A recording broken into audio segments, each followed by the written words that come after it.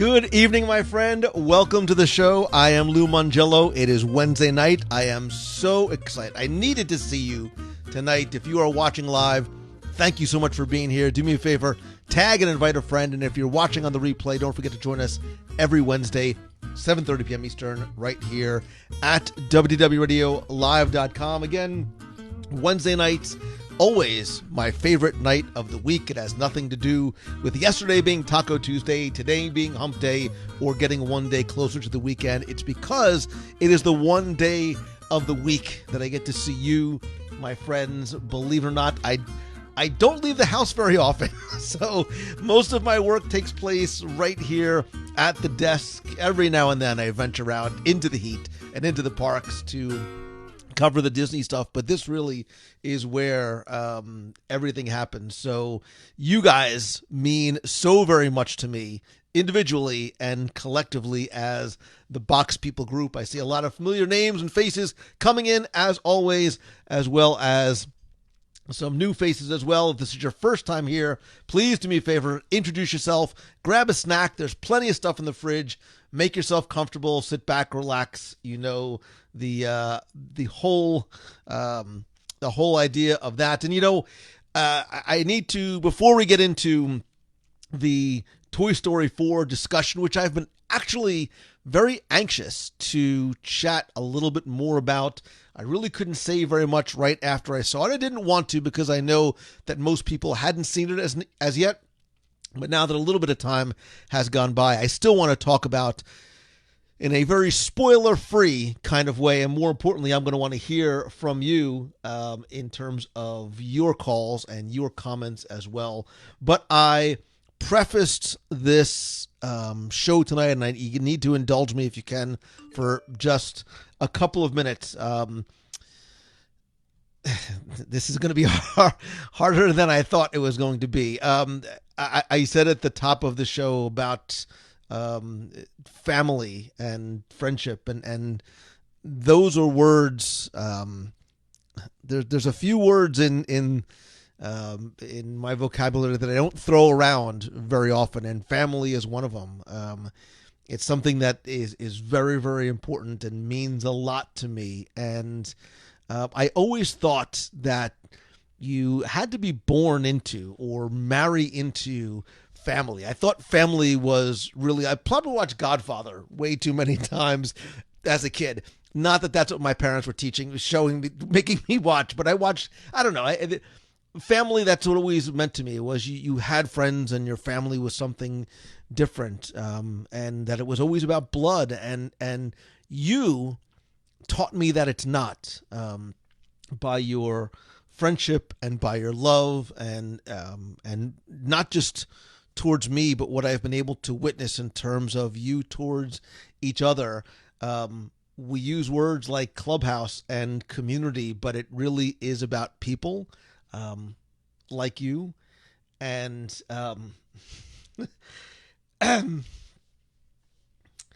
like John Jones. John Jones has been a longtime member of the Box People family. I have known John for many, many years, mostly through the box and through email and through Messenger. We became friends. We shared many, many interests, not just Disney and NFL football and nerd culture and food, of course, because New Orleans.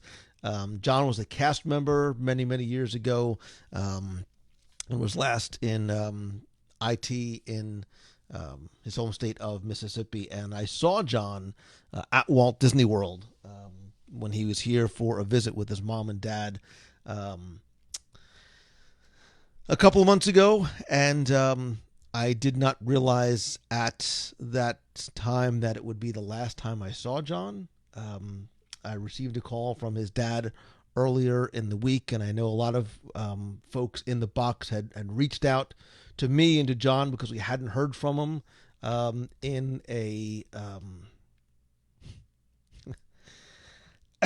we hadn't heard from him in a while, and I was amazed at how people were proactively going to try and see what had happened to John.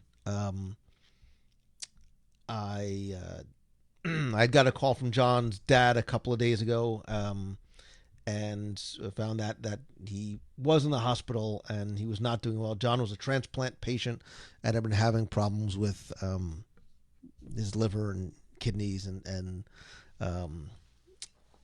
things like that. And I share this tonight because I'm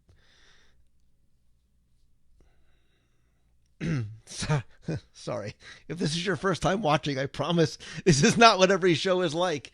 Let me do this. Let me do this, and hopefully you can hear at the same time.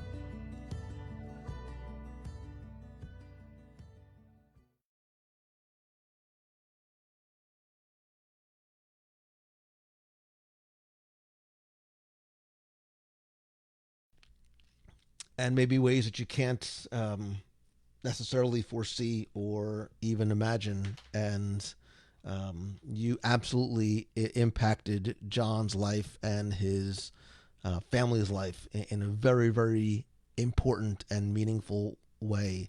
Um, I passed along our condolences to his family, and I hope to see John's parents either when they come down here or if I make it out that way. But I wanted to share that with you, and more importantly, I wanted to thank you for what you did for John and his family, and especially this week with the incredible outpouring of emotion and support and sentiment and memories and photos. And I would ask whether you are a prayerful person or not. I don't care how old your kids are. A parent should never have to bury their child. Um, so I could not imagine what they are going through. But John, I imagine, I hope that you are sitting wherever you are with Walt, sharing something delicious. Hopefully, tuning into the show, because every view is really important. Because I'm all about the numbers. So I just wanted to say, thank you for that. And I'm sorry to bring down the room right off the bat, but if I didn't get it off my chest now, I just needed to. So this is not, unfortunately, this is not the first time we have lost somebody. John, and oddly enough, man, John and Ricky DJ Technoid Reed, whose music I've played and shared before on the show. He passed, I get about a year ago, and there have been other people over time who we had lost, and it's hard, man. As somebody who has been friends with and spent time with, and it's sometimes memories. Man, sometimes the memories thing on Facebook is tough. There was somebody who we lost a few years ago, and a memory came up of him being on a cruise with us.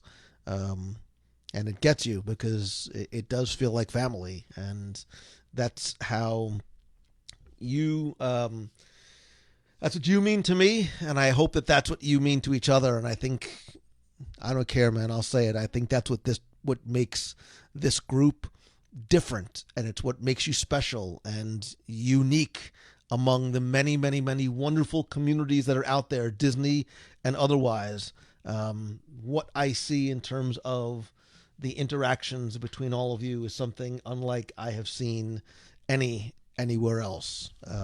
So again, thank you for that.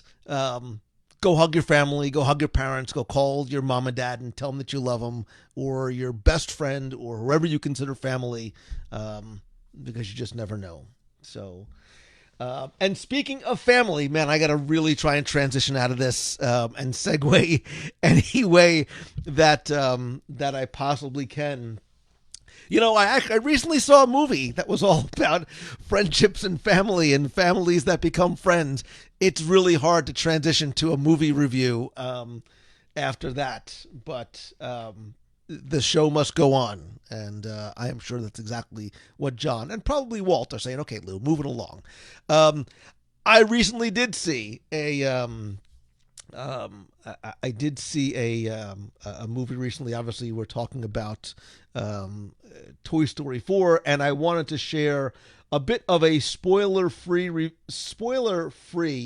review. I want to be respectful of those people who have not had an opportunity to see the film as yet, but talk about it because the film impacted me in ways that I did not expect. And I will tell you right from the outset, and I may have mentioned this a couple weeks ago when I just gave a very, very, very brief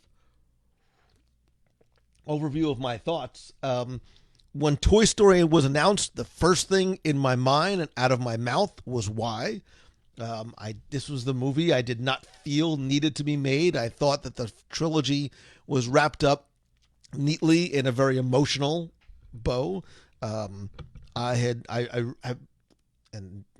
realizing now, Toy Story has literally been around for a generation, 24 plus years. But I thought that it was complete, and I thought that it had been time to move on. So when I hear that Toy Story 4 is coming out, I am cautious yet optimistic because Disney, I feel, has earned my respect and my trust, and they wouldn't tell this story unless they felt that they needed to tell it.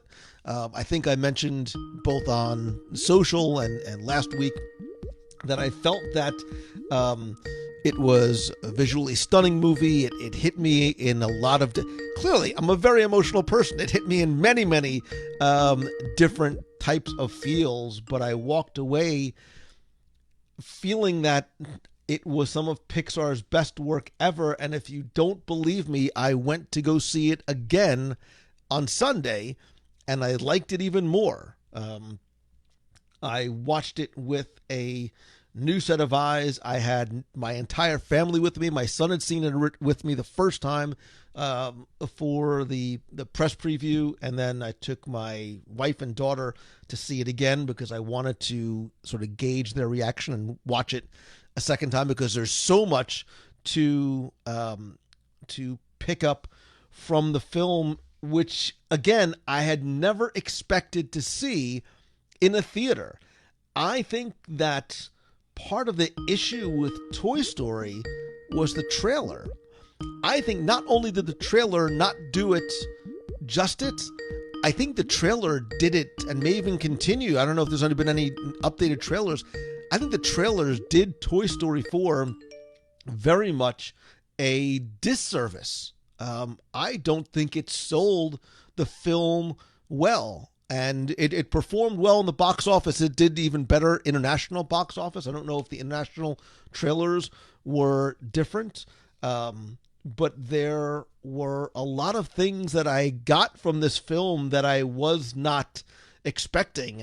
We talked in terms of our community, and a lot of those of friendship and loyalty and love and honor, and there's sacrifice and doing what's right and moving on in lots of different ways. So I wanted to share some of my thoughts on Toy Story without sharing spoilers, and some reasons why, if you haven't seen it yet, I think you need to go and see Toy Story 4. And again, I think,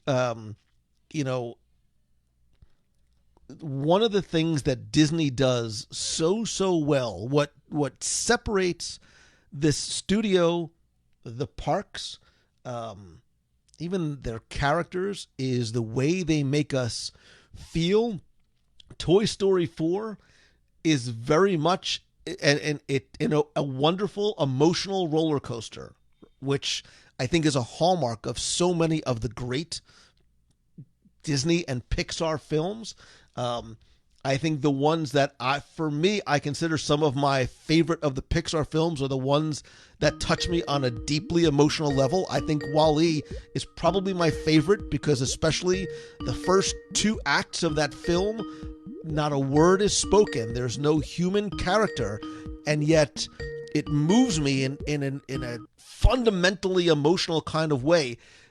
Up, the first 10 minutes of Up is the best part of that movie. They could end it right there, and I could walk out feeling satisfied. I mean, I cry my eyes out. Toy Story 4 had me, yes, getting choked up at moments, but not in a, oh my God, they're going into the incinerator, spoiler alert for Toy Story 3 kind of way. But I was laughing until I cried, and then I was very heartfelt in other ways, not in a sad kind of way, but sometimes you're filled with just emotion, happy or otherwise, that it does sort of bring you to tears. And I think a lot of these characters go through, you really see, it's funny, we're talking about animated characters as if they're people, but they do go through their own character arcs and stories and maturation processes, and so many of the characters that we know and are familiar with, and some new ones, really have some amazing moments in this film, like these hallmark moments that you're going to walk away remembering. And let's get the 800-pound spork out of the way. If you didn't think you're going to love Forky, I'm telling you, you will. I walked out going, I need me a Forky something, a plush, a Funko, a photo, whatever. Again, this is what I think the trailers don't do well. You're like, hey, is Forky going to be this somewhat annoying but important character? For me, not in the least bit. But I talked about how this has been sort of a 24, right? Like literally a generational journey. There are a lot of moments. And one of the things about the Disney films that I think are special is how we can watch them as kids. We watch them as we get older. We then watch them as adults. We then watch them as parents, and then watch it through our kids' eyes.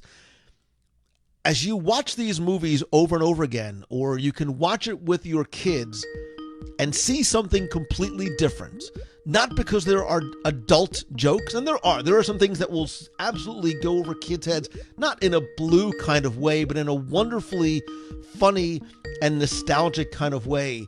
But it does touch on relationships and stories and lessons that you will be able to apply to your own life, possibly now, as well as those of your kids. The lessons your kids might take away might be different than those that you do. And even when we did the press event, there was a couple of things that some of the people had said that really had impacted me. And the Christina Hendricks, who, if you've ever seen Firefly, you know I love Firefly. She's Saffron. She's also Gabby Gabby. She talked about how the importance of understanding and listening to somebody's complete story before making judgments about them. And I'm like, not only are you wonderful in so many ways, but you're right. And you sort of have, if you go in with preconceived ideas of some characters, whether it's Gabby Gabby or Forky, you might come out at the end feeling differently, and you might take away different things from this movie than your kids do. But I'm telling you, you're going to make new friends, right? It's about friendships along the way. From Forky and Duke Kaboom. Listen, this is just Keanu's world. We're just living in it. But even some of those characters, and there's a scene inside an antique store. It's not a spoiler. There's a lengthy scene inside an antique store, which, by the way, and I'll get to this, is breathtakingly beautiful. That there is going to be, it's going to take you on a wonderful trip down memory lane. It's about personal nostalgia. First of all, I literally, and the theater I was in, I was all the way off to the side. I kept it. I had to pull my phone out the second time I saw it because I wrote down no less than 20 or so specific Pixar references that I found in that one scene alone. But it's also from a nostalgic point of view in terms of personal reflection, maybe inspiring a little bit of change. And I know you're like, wait a minute, Lou, this is a kid. It's not. This is a movie as much for adults as it is for kids. And I will tell you, I deliberately went to go see it a Sunday afternoon at, I think that my showing was 3 o'clock or 3:30. 95% of that theater were adults, no kids. And I'm taking my children out of the equation. There were maybe 3, 5, 7 kids that I saw in that theater total, which I think is very, very interesting from a demo and audience appeal kind of view. And maybe it's because we have grown up for 25 almost years with this film. But if you love the details and the Easter eggs, you need to almost see it again just so you can watch that one scene. Forget other scenes, but do I share Easter eggs? Do I share some of the things that you can look? I'll tell you just some of the things that I found as I was looking through. If you don't want to know what some of them are, that's fine. Going back to emotions, right? There was Carl and Ellie's house from Up. There was Bing Bong's rocket. Even in the little girl's, so part of the story is a little girl has her first day of school. When she goes to school, inside the cubbies and lockers, like, take a look at the backpacks. The fabric of the backpacks is inspired by things you may or may not have seen in a little film called Monsters, Inc. There's the knick-knack game in the antique store. I have to share this. There's a little scene. It's amazing and awesome. Inside the antique store, look out for Obi-Wan Kenobi. It's awesome. And there's even a little Wilhelm scream in the background. There's the grape soda pin. Tin Toys is in there. There's a reference to The Shining that's in there, which is phenomenal. Like, I think I was the only person that laughed out loud.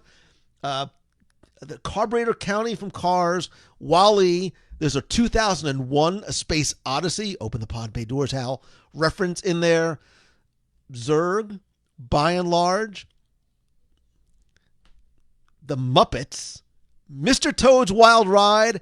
And Jeremiah Was a Bullfrog, Was a Good Friend of Mine. And even Keanu being Keanu.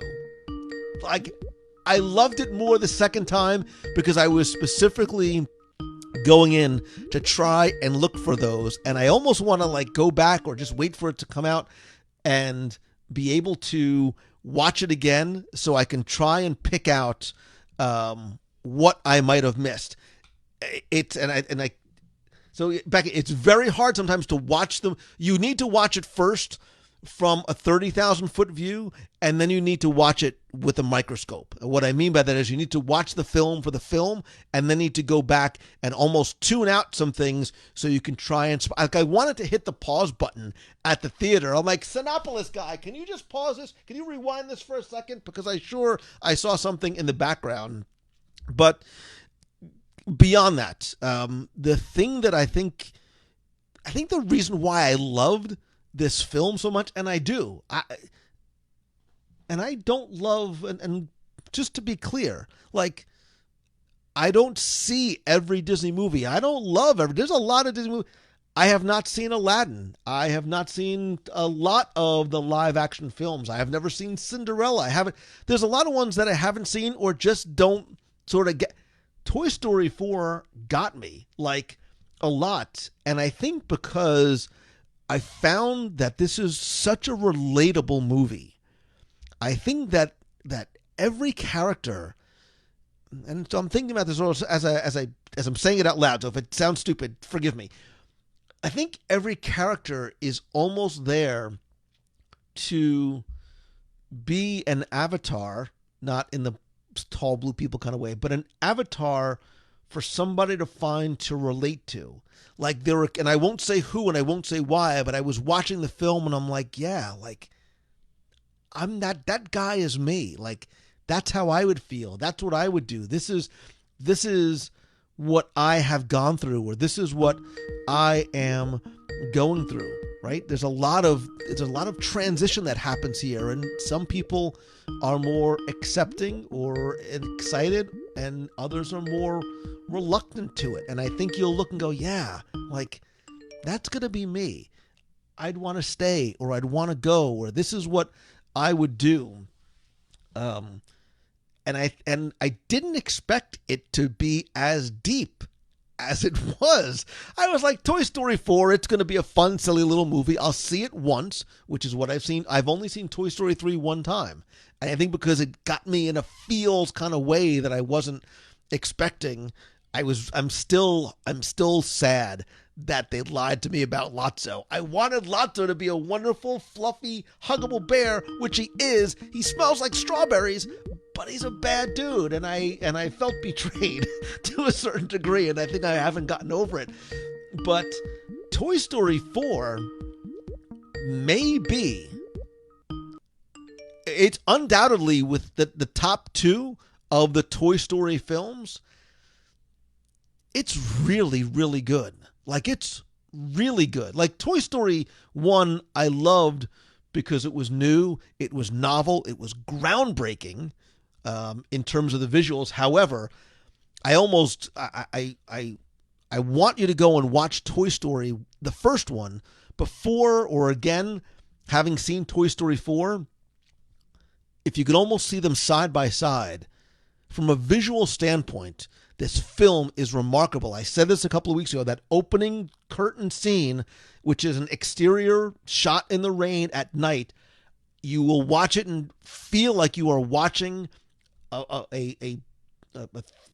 film, like actual something that is filmed. And the first time I saw it, I looked at my son, I'm like, this is weird.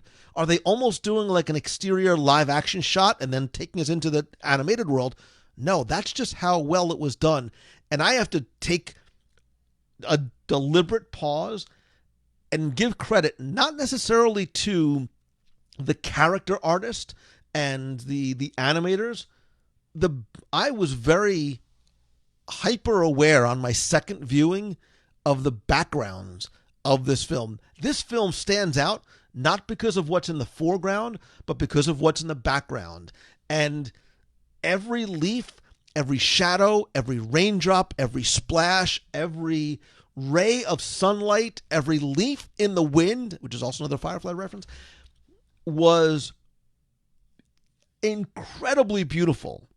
And I found myself watching the secondary and tertiary parts of the scenery as opposed to the action in the forefront, because I was amazed. So I want to give special, because I don't think they get enough. The people who do the background art are a huge reason why this film is so incredibly, incredibly beautiful. And you will forget that you are watching an animated film, I promise you.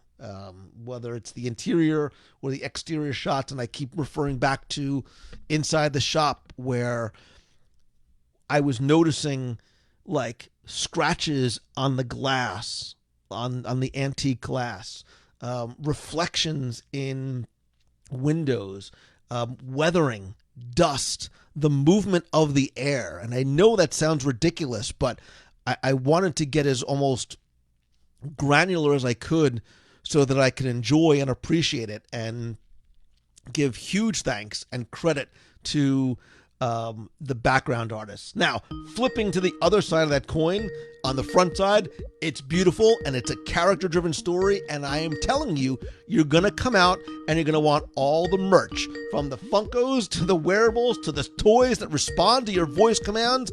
You tell them Andy's coming, and Buzz and Woody drop to the ground. Legos, purses, shoes, hats, cars.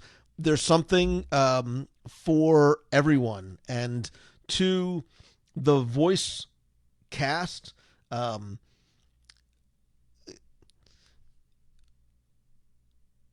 they all contribute so much, but Tom Hanks, Henry from Bosom Buddies, I Remember You When. It's incredible how the importance of a true voice actor. There's voiceovers and there are narrators. Tom Hanks is just funny and emotional and brilliant. Listen, as well as the rest of the cast. And again, go back and watch the early Toy Story films, specifically for characters like Bo Peep. She has gone through a journey and an arc. And again, I don't want to say too much without spoiling. What I will say is this, is because I want to hear from you. If you have seen Toy Story 4, I would absolutely love to hear from you, and I will. I'll pull up the voicemail number. But what I will say is this, is more than ever, like Toy Story, you've got a fan and a friend in me. I'm not so sure I'm done seeing this in theaters. I've watched it in 2D twice. I normally do it the opposite way. I might almost want to go back and see it again in 3D just to appreciate the beauty and the aesthetics of that film. Now, that was way too much, Mongello. You've been blabbing for hours, what seems like. I want to hear from you. I'm going to start taking the first calls and callers. If it was ringing the whole time, I'm so sorry. I didn't even realize that. Hey, it's Lou. You're on the air. Hey, Lou Mongello. This is Andrew Thompson calling from British Columbia, Canada. Andrew Thompson from Canada. How are you, my friend? Duke Kaboom, representing Canada in a big, beautiful way. Yes, and that was a great movie. So tell me your thought. On a scale of 1 to 10. A big 11. You turned it up to 11. Now, is that 11 like metric, and which is really like a 10 American? Pretty much, yeah. So what was it for you? Like, just very quickly, what was it for you that made this film rate so high for you? You know, the characters that were in the other 3 movies, plus some new ones that I've never seen. Who's your favorite new character? Oh, I have to go with Duke Kaboom. Of course, man. Wait, where's my Duke Kaboom plush? Hold on a second. Where did I put Duke Kaboom? Wait a minute. Hold on. My Funko, I mean. What, there's a Duke Kaboom plushie now? Sorry, not a plush. I meant my Funko. I've already got my Duke Kaboom Funko added to my collection. So cool. So the first, that's awesome. The first review that we have coming in from a listener is 11. I'm going to quickly cycle through to our next caller, man. I appreciate you taking the time to call in. And happy Stitch Day. Happy 626 to you as well, buddy. Aloha. Take care. Bye. So Kelly Lawrence loves Ducky and Bunny. Listen, I'm not going to say right off the bat who maybe my favorite new character is, but hey, it's Lou. You're on the air. Hey, Lou. It's Chris Banis. How are you? Chris Banis, how are you? I'm good. Hey, I just saw the movie again yesterday for the second time.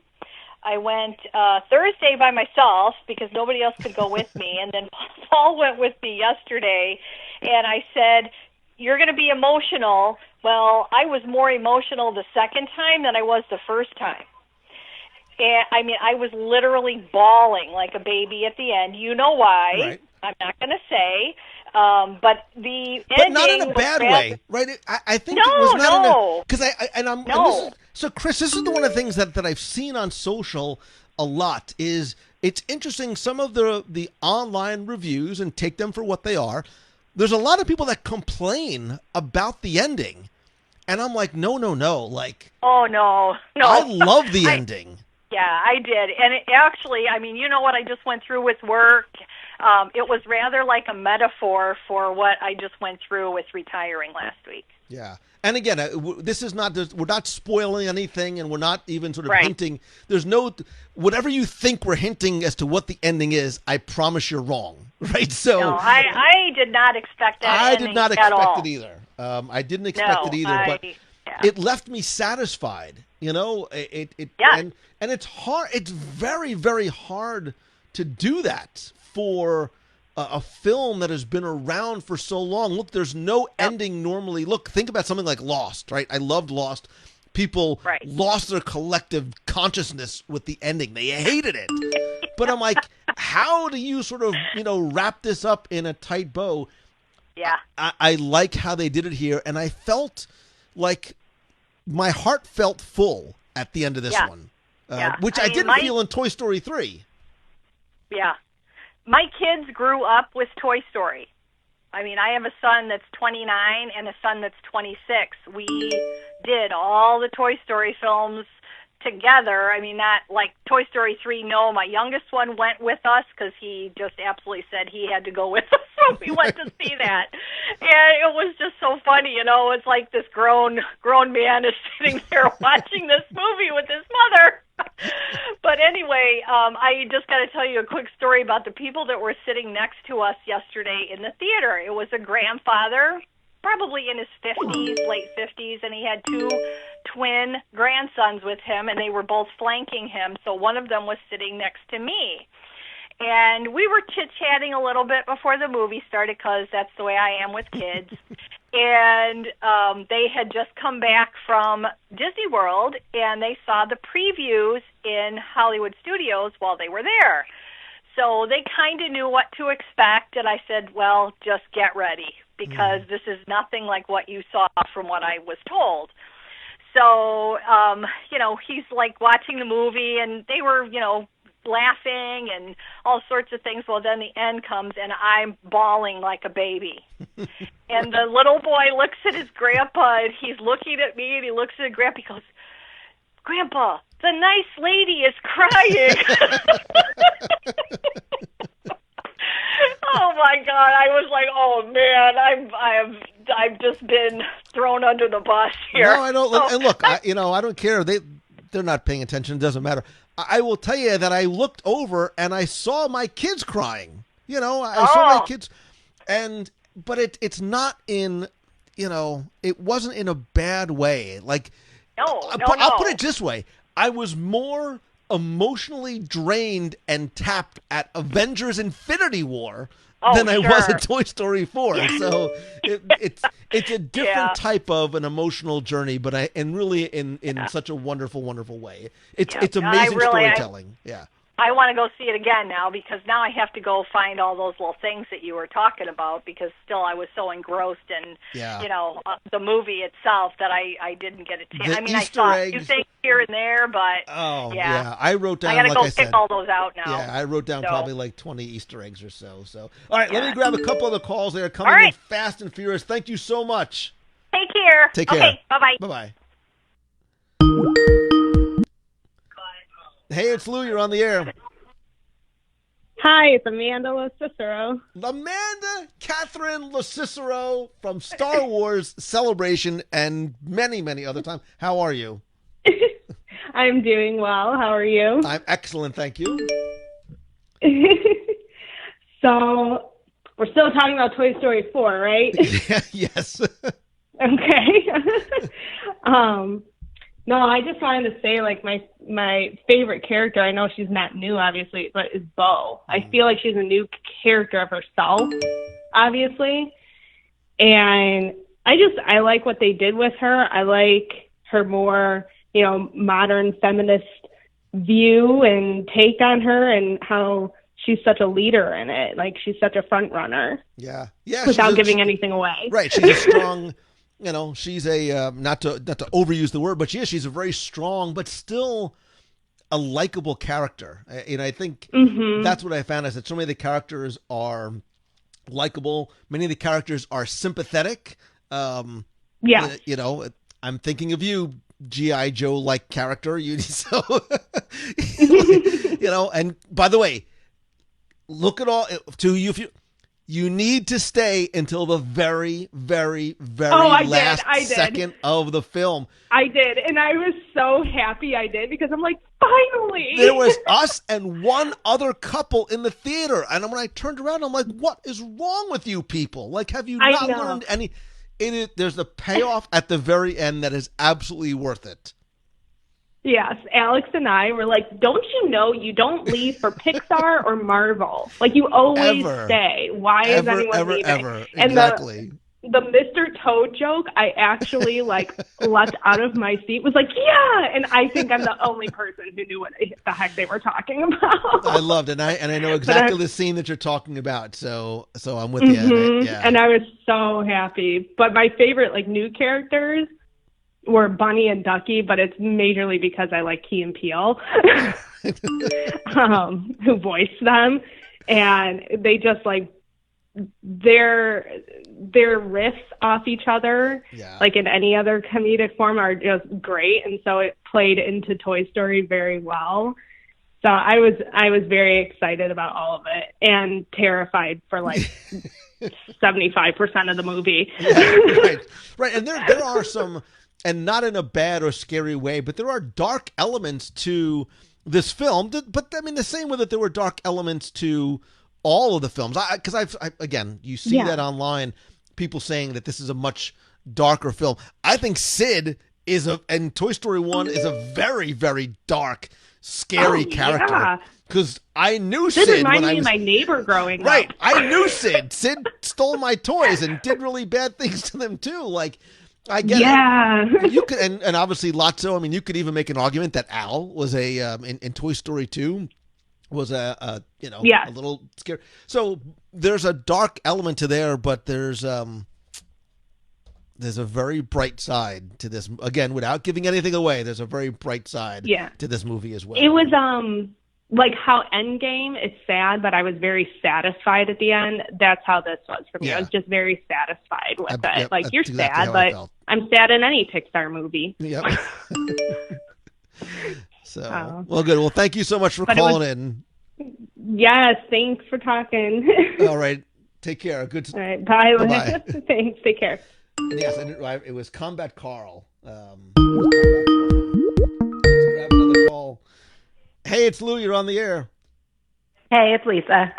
Lisa Denoto Glassner. Oh, from the Castle Run. That Lisa Denoto Glassner. So we have not had a chance to chat about Toy Story 4. Give us your thoughts. So I need to see it a second time because I feel like the most of like 95% of the first time I watched it, while I was enjoying it, I like resented the fact that I was enjoying it. Because I was so sort of against the fact that it had been made at all.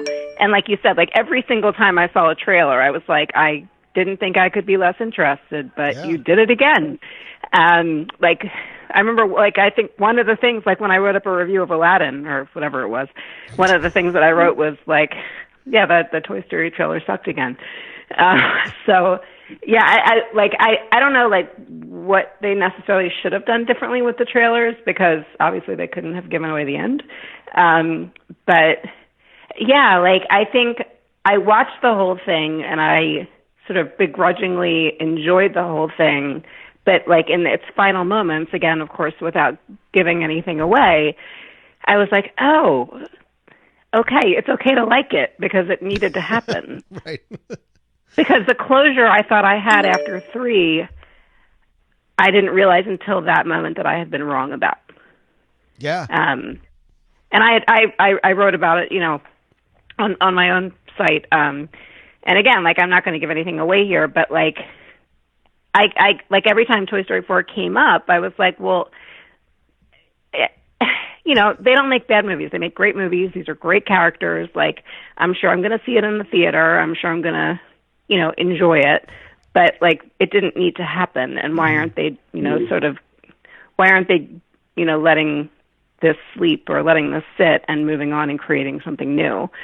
And it felt like a money grab, you know, like, I hate to use that phrase, but it just felt like, you know, instead of being creative and coming up with a new set of characters and a new franchise, that they were just sort of, you know, milking this one a little bit more And until the final. I think that's what the fear was, right? Like, yeah, of course. We all felt like we don't need another Toy Story film. Like, it's a trilogy. It's done. We thought that 3 was the appropriate time and place and had literally turned the page until we saw this. I'm like, oh, like, I get it. It's like, oh, like,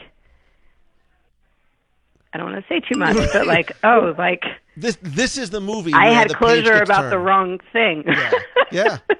And I felt complete. Yeah. Like, I felt good with this. And it's, Jeremy Goff is like, I'm looking forward to the fifth movie in the trilogy. Yeah, and I feel like, you know, I mean, you know, if you look at kind of when each of the movies came out, like, so many of us, it sort of trajected our entire life. You know, I mean, I think I was like 19 or something when the first one came out, and, you know, now I'm, you know, an undisclosed age that's much older than that. And, you know, it's, I think, again, like, without saying too much, like, while the movies, I think, kind of stands on its own as something that anyone of any age could enjoy, sort of like, you know, I mean, I guess you could walk into it blind from the other 3 and just enjoy it on its own terms.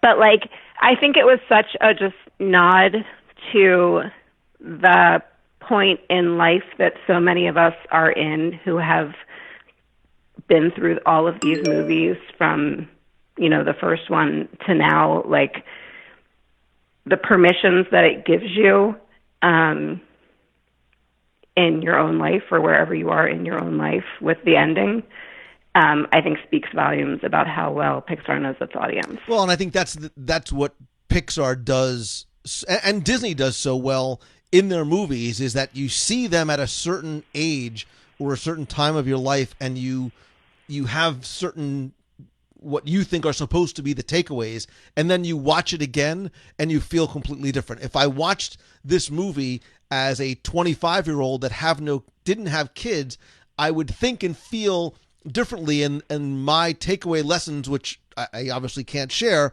would be very, very different. But as a parent and as a friend and as an adult in age only, like, I felt certain different things. And I think, again, the movie can be visually stunning, the music could be wonderful, the voice acting can be phenomenal, but if it's not grounded in an amazing story, and now I get it. I said when they first announced this, I said, Disney must feel like they have an incredible story to tell, and I think that they did, and I felt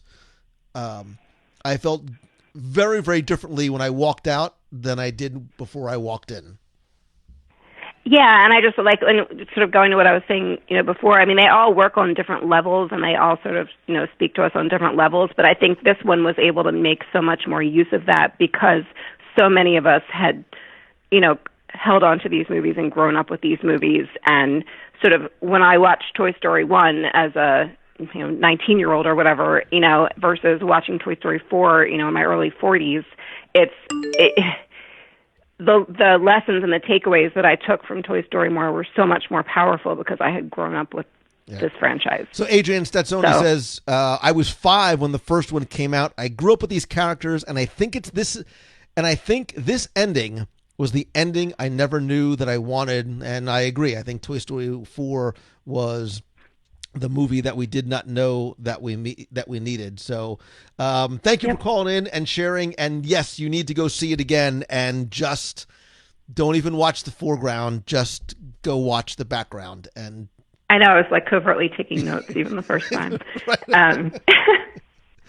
All right. Take care. Thanks so much. Later. Bye. How about a movie about sushi that comes to life?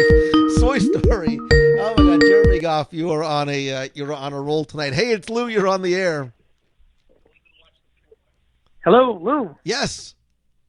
Hey, it's Joe Vigliotti from Point Pleasant. Hey, Joe Vigliotti from Point Pleasant, New Jersey, home of some of the best sausage and peppers and salt and vinegar French fries on the boardwalk. Exactly, and also Seaside. We were there yesterday at Breakwater Beach. Nice, man. How you doing? So, I'm doing well, thanks.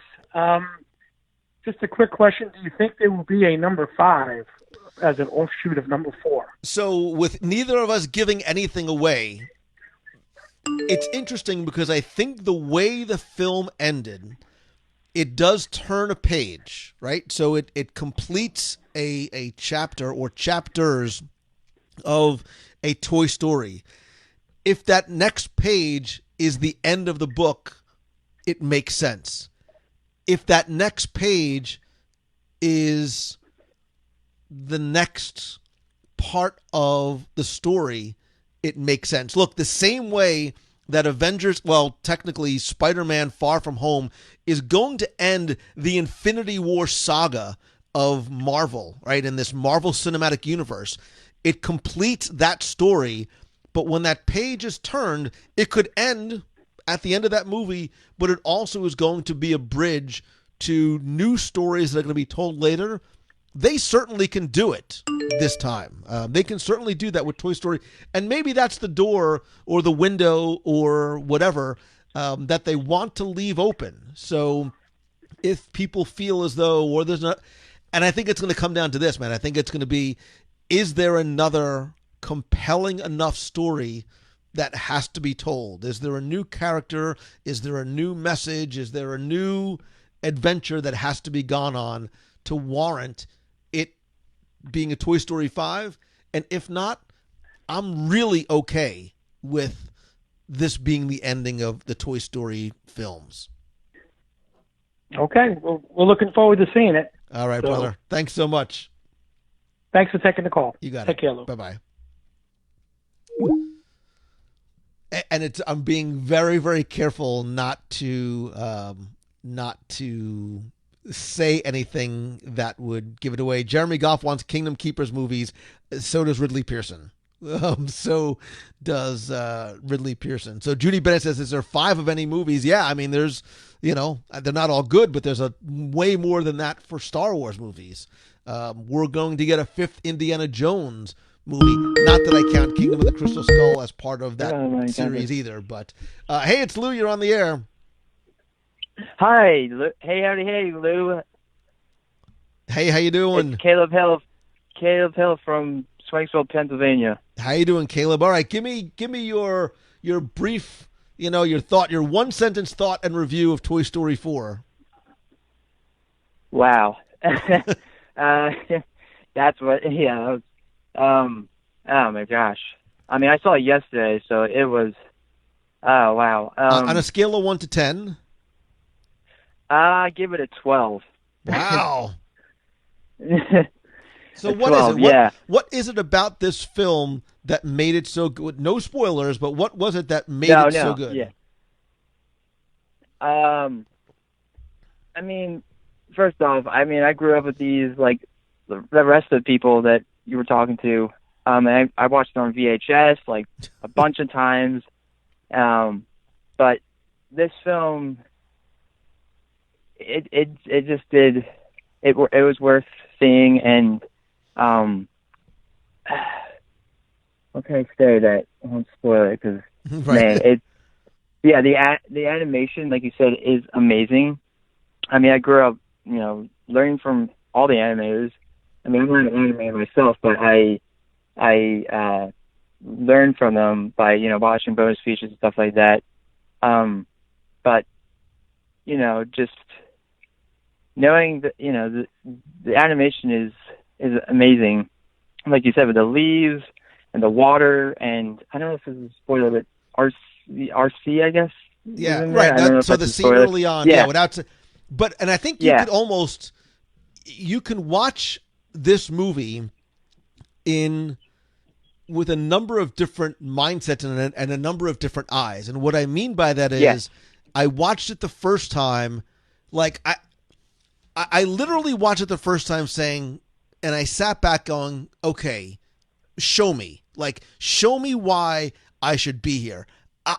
Yes. And for those people who convince me of being a Disney homer and Lou loves everything, I sat in the theater with my arms crossed, like, okay, let me see why you need. I was ready to.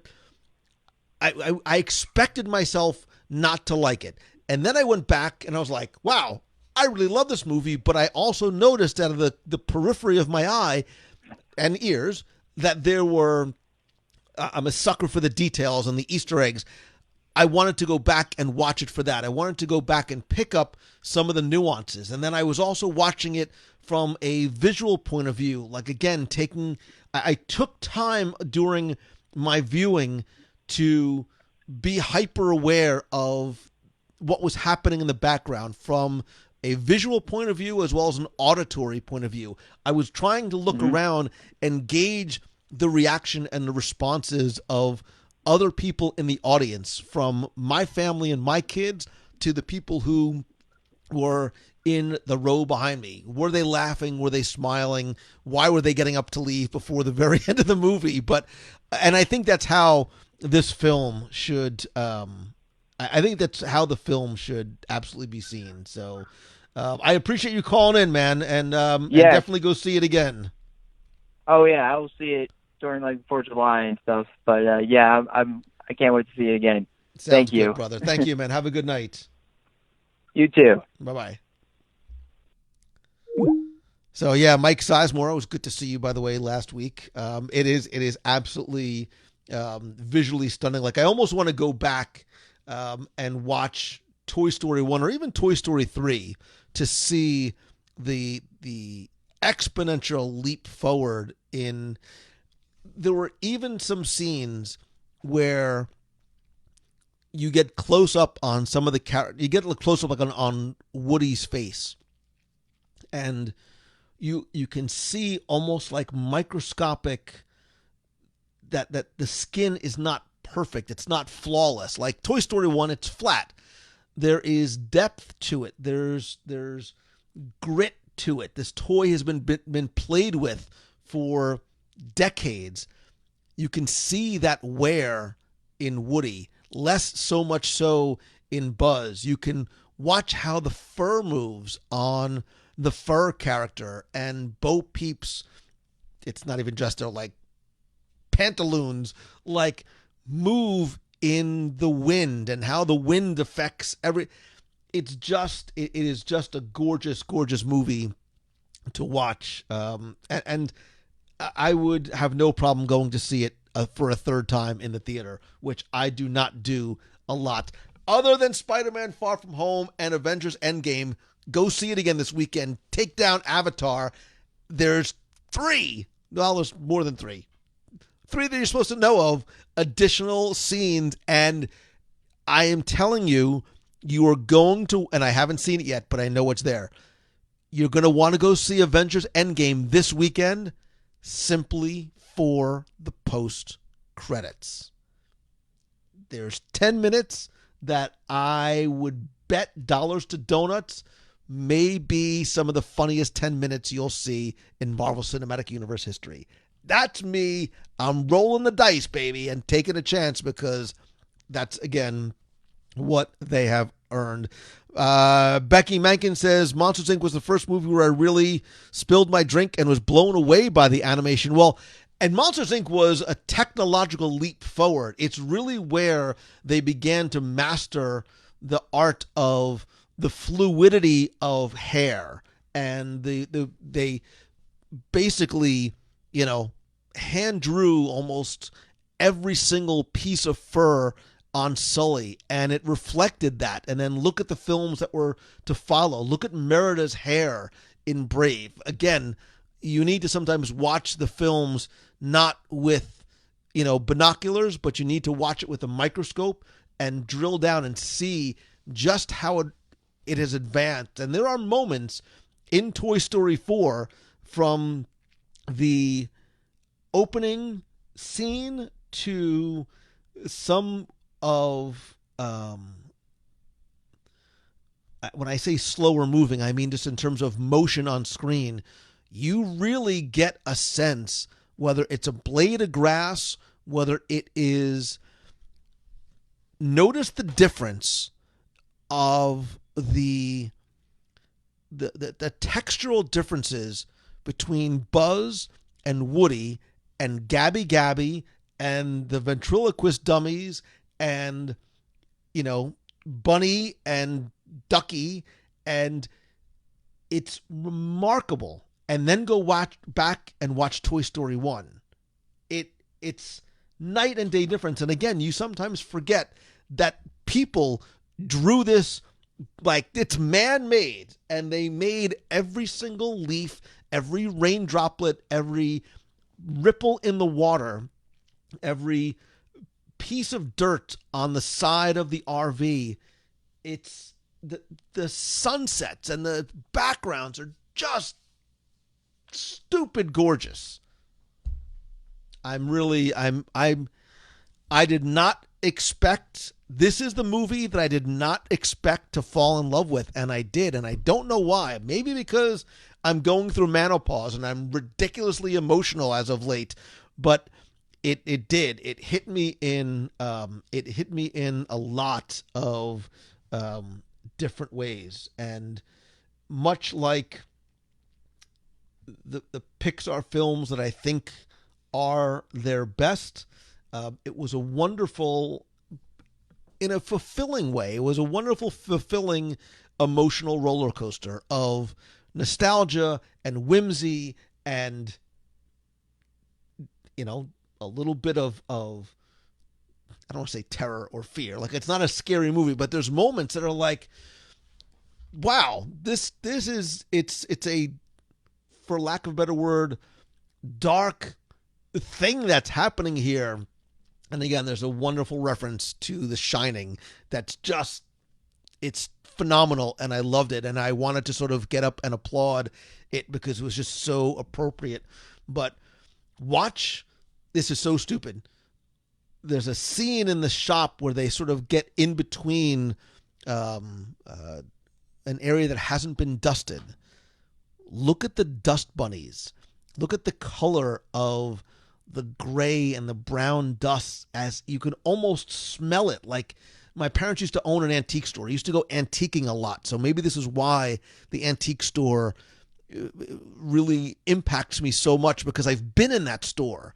I know what it smells like. I know that things haven't been dusted in decades, and there's literally lifetimes of dust sort of blowing around, and you see it on the lamps, and you see it on the fans, and you see it on tops of the board games, and you see it in the glass. Like, you see the reflections and those minute scratches in the glass, which just, and we're not even talking about the story. Like, I'm just talking about the visuals. So, Karen Spivey, you absolutely need to see this in the theater.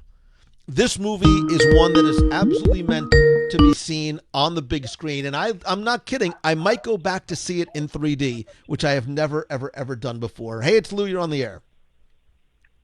Hi, Lou? Yes. Hello? Yeah. Hi, Lou. Hello, who's this? This is Linda Lammers calling from Alberta, Canada. I thought it was Linda Lammers. Your voice sounded very familiar, young lady. How are you? I'm tired. I'm chasing a 20-month-old around. So that's going to keep you young. It's going to keep you young and beautiful. Yes. Well, right. I didn't think I'd have a chance to check in, but just finished cleaning stuff up from dinner, and I thought I would just. I'm not going to join about the Toy Story because I haven't seen it yet. I'm going to see it with Andrea sometime next week. Nice. But I just wanted to say hello to everybody, and I will try to watch the show tomorrow. Good. Well, after you watch Toy Story, come into the Box People group and let us know what you think. I'll be curious to hear your thoughts. I had to rewatch Toy Story 3 a couple weeks ago because I really didn't remember a lot about it. Right. And I cried at the end of that, so I can't imagine what's going to happen in 4. So you're going whatever. to be fine. Don't worry. I promise. Yes. So anyway, if you haven't seen Toy Story 4, I promise it's going to be okay. Yes. Okay. Yes. And I waited. Yeah. Well, I was on the Amtrak when it came out, so I couldn't see it. But no. But like I said, Andrea and I are going to go see it sometime next week. So Nice. I will comment on it. Excellent. Please do. All righty. Well, so good to hear from you. I see Becky saying, Becky. Hi, Becky. She's saying hi, and Paul. People are saying hi here as it's scrolling through there. So hi, everybody that's saying hi to me, and I'll let you take some more calls or finish your whatever you're doing. And looking forward to the New Orleans info coming soon. Look forward to see you then. Thanks so much, Linda. Okay. Bye-bye. Bye-bye. So I see a 407 number continuing to call in. Try again. I'm sorry, I just keep missing you. There you are. Hey, it's Lou. You're on the air. Well, hello there, Lou. Hi, everybody. It's Beatrice Dennis. How are you tonight? How are you, Beatrice Dennis? I am fantastic. I just had to do my little time in because I adored Toy Story 4, and I didn't think that I would feel as much love for it as I did. But my favorite new character was Gabby Gabby. So why? So what is it about Gabby Gabby, other than the fact that it's Christina Hendricks from Firefly, and she makes my heart all aflutter? Okay, so I wasn't all about her because of that. But, well, first of all, I loved the original Gabby Gabby, so I'm not going to tell you my age. But I will tell you that, some of the characters in the antique shop are a little scary to me. But she was just such a sweetheart. And I love how even though you're a little bit scared of some things, you keep your mind open and you just really, learn about people. I won't give anything away, I promise. But you learn things about everybody's situation and you just take that into life. Whatever it is, you take that person for what they are. You listen to who they are and you try to understand things from their perspective. And that's what I did with her as a character. So she was my favorite newbie. But I was crying before the beginning credit came on with Toy Story 4. So I was already had my tissues out before Toy Story 4 came up on the screen. I'm like, oh my God. Beatrice is crying at the part where they tell you to silence your phone. Beatrice is hysterical. It's like, I don't know how I'm going to handle this movie. But it was wonderful. It was really, really wonderful. Yeah. And I think you're right. I think, and whether it's Gabby Gabby or when you're first introduced to Buzz Lightyear or he first, you're right. Everybody is on and this is what I mean. This is the lesson that we as adults take away, that everybody is on a journey that sometimes we don't understand or we don't know what the motivations are behind why they do what they do, right? And how friendships are made and the importance of friendships and self-sacrifice and sacrificing for others. And I'm shocked at how much I felt like I took away from this film. about relationships and friendships, which actually, by the way, so wait, hold on for a second, because I'm going to quickly go off topic and then I'm going to come back to topic. So stay with me, because this is actually talking about this kind of stuff and friendships and whatnot. I think this is actually a good segue to talk about what I asked you guys to do a couple of weeks ago. Back on June 12th, I asked you, as my friends, to spread the word about the show or that week's episode or the live show, and that whoever, and I didn't even know how it was going to play out, but whoever sort of did it in the way that sort of impacted the most, whether it was getting the most people in or impacted me, would win this ginormous Toy Story 4 prize packages, all kinds of good stuff, including some stuff you can't even buy there. And first of all, thanks to everybody who participated, who helped spread the word. Forgive me if I didn't see or comment on something. If you didn't tag me, I tried to search for either my name or WDW Radio, but I am grateful for all of the shares and the support. But I really found one that I think captured the essence of the intent and the community, and about organically and authentically sharing our collective love of Disney and our community that you guys have built, and wanting to introduce it to new friends the right way for the right reason, and the importance of family, right? We heard about that at the beginning when we were talking about John Jones, by sharing photos, or our mutual love of Boathouse during good times and in the bad times. And the person that I felt captured the essence of what I was trying to do with the Spread the Word contest, as I just decided to call it, as it came to mind a couple of weeks ago, is somebody who has such genuine enthusiasm, which is infectious in a way that I have rarely seen. It's somebody who spreads joy like whenever or wherever they enter a room, whether it's a virtual room online or a room at a meet of the month or elsewhere. And this person has just coincidentally been a longtime friend and has taught me a lot about friendship, and did a wonderful job and in the post about sharing and wanting to invite people into this clubhouse, really captured exactly what it was that I was trying to do. And coincidentally, I'm going to cry again. It's Beatrice Dennis. So Beatrice Dennis, I kept you on the phone this long because I loved your post and your share and all the things that you say and do, not just last week, but all the time, to invite your friends to be part of our collective friendship and family. So this entire Toy Story package and all the stuff that's in it, including all the stuff that's in this backpack that you can't get anywhere else, is yours. And I thank you, and I appreciate you and your love and the support and your friendship more than you know. I appreciate you too. You got me crying too. Not okay.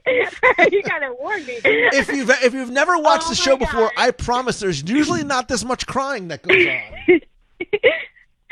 I'm gonna tell you that I just did that for fun because I just love sharing our community, and I've got to tell you some stuff that you don't even know. But some of my high school friends and people who've never ever in their life been to Disney, who live in the farmlands of North Carolina, actually said that they listened to your podcast for the first time because I asked them to. And I actually went on the little tear and went through a lot of people that I knew were not Disney people in my list of friends just to get them to listen to it. And I love the feedback that they gave me because our community is just so special. And it's not just our community, but it's just everything about Disney, everything we share, everything we do. This movie, I mean, no matter where you live in the world, you can watch it, you can like it, and we have something in common. And every single person I've met is special. I got to say while I'm here, John C. Jones, to his mom and dad and his family, we love you. We're all there for each other, and Lou, thank you, because without this clubhouse, we wouldn't have a place to meet each other. And you give us a place that no matter where in the world I go, I feel like I have friends. And I don't know how that works out, but I've always been safe. And they've always been good people. Somehow our group really, really does find the good people in everybody. And I've had an amazing amount of good times and good friends that I can't imagine my life without right now. So thank you. Thank you for doing that. Well, But look, also I say this thank all you the time. I may have built the clubhouse, but you guys are the ones who populate it, and you truly are magnets for the type of people that you want to attract. And I think good people attract good people, and that's why there's such a wonderful, positive, welcoming vibe and energy. And I hear all the time from people that it's a place that they feel not just safe, but they feel welcome, and they feel important, and they feel special, and they feel heard, because people just want to belong, and it's important to belong to the right group of the right people, and that's on you guys. You know, you guys have done that. I've say this all the time. I've never placed an ad. I've never spent money trying to advertise or trick people to join the group. It has grown the way it has grown because of you and everybody else that's like you who is in it. So that is it's very much a testament to you guys. Well, thanks for being there. Thanks for including us, and thanks for giving us a place to hang. And when everyone watches, as we get back to Toy Story 4, Gabby, watch her story. Seriously, just watch her story and understand life from her perspective. It's beautiful. And it's kind of like all of us. You sometimes, if you really try for something, you just might get your dream come true. Well said. Well said. And I will get your I'll get your prize package out to you right away. and thank you. And thank you for all that you do. We've known each other a long time, and I appreciate you. Thank you so much. I'll get to the other callers, but thanks for being there. I'll talk to you soon. All right. Bye. Bye-bye. Chef Bob is here telling me how much I've spent at the boathouse, time and otherwise. Hey, it's Lou. You're on the air. Hey, Lou Mongello. It's Darlene Nagy from West Seneca, New York. No, you're not from I am not going to let you get away with that. I mean, I guess technically, for the time being, you're still from West Seneca, New York, but... Well, actually, I'm in Binghamton, New York right now on a business trip, so... Well, it doesn't flow quite as well, but... No, Binghamton doesn't, but yes, as I haven't put it out there, but I'm going to let my Vox family know that we will be moving to the mouse world very soon in the near future, so now you guys all know. But please still try to keep it as a surprise, because Keith wants to post the house pictures with me. And thank you so much for giving us the courage, Lou, to do this and bringing, like Beatrice said, bringing our family together and giving us this wonderful family that we have, because I just feel so, right now I'm overwhelmed, because this has been such an exciting adventure for Keith and I to be doing, and to have you guys supporting us and stuff. It really means the world to me. And Beatrice and Brian have been great hosts to us, and just having everybody supporting us and not even knowing that they've been supporting us, but it really did help in this journey that we're on. So, well, good. Don't cry. You'll always be from West Seneca. You're always going to be from West Seneca, New York, no matter where you are. And I went to see Toy Story 4 yesterday, and I still needed my box of tissues. And I have to say, the writing for the fourth was just as good as the writing for the first. Maybe even better. Maybe, and that's what I'm saying. Like, this, I have to watch Toy. You know, there's still something about an origin story that I love with Toy Story 1, but if it's not first in the Toy Story quadrilogy for me, it's a very close second. Mm-hmm. I would maybe put 1, 4, 2, 3 in terms of my order. We were talking on the phone. So yeah, no, it is. It's absolutely.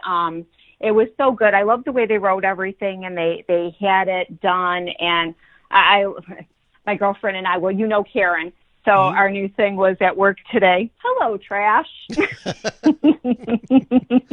Yeah, people are gonna look at things differently after they see Toy Story 4. Yeah, I think so too. So, but I don't want to keep you. I know you probably got another call on hold. So thank you again for everything. Love you, brother. And I will see you real soon. You got to talk to you soon. Thank you. Okay. Bye.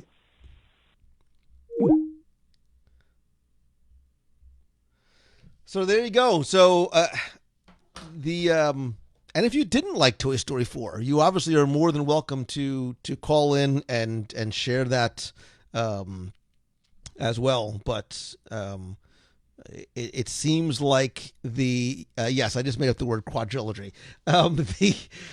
It seems like the overwhelming response has been one of delight and surprise when it comes to Toy Story 4. So if you have not seen it yet, I would love to know your feedback.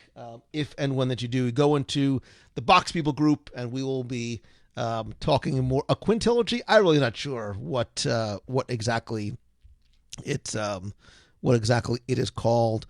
But I want to thank you guys again for tuning in this and every week. Don't forget to tune in to this week's show, Overlooked Experiences for Adults in Walt Disney World, where it doesn't matter if you cry or not. You can still be a kid again.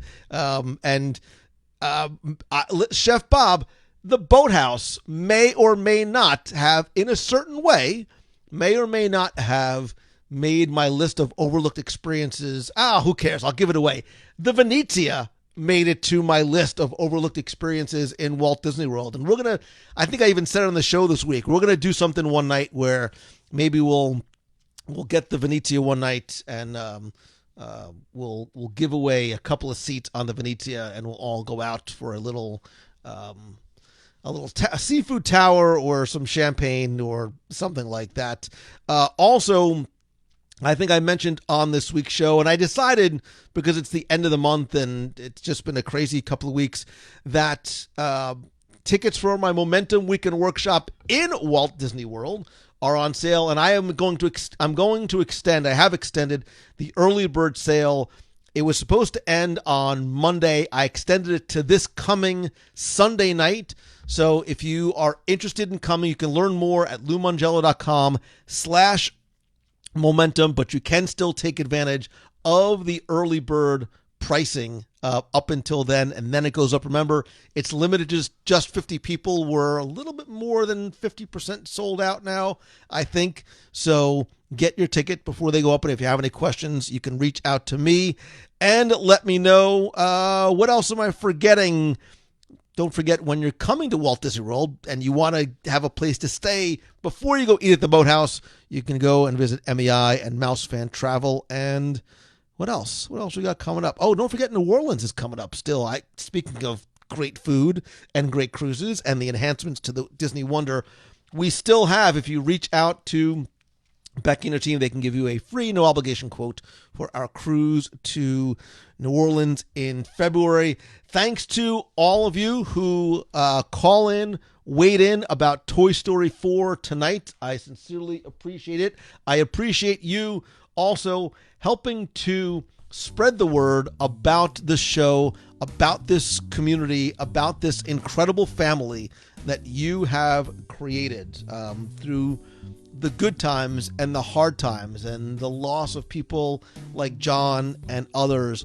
I am amazed at and impressed at just how incredible you are individually and collectively. It's why I love you. It's why I appreciate you. And I will keep on doing this with you and for you as long as you will let me. So again, I hope that this is your best week ever. Don't forget to invite your friends to join our friends here in the Box People group and be part of the WDW Radio Nation family. So until next time, I hope that this is your best week ever. Thanks again. Love you. Bye.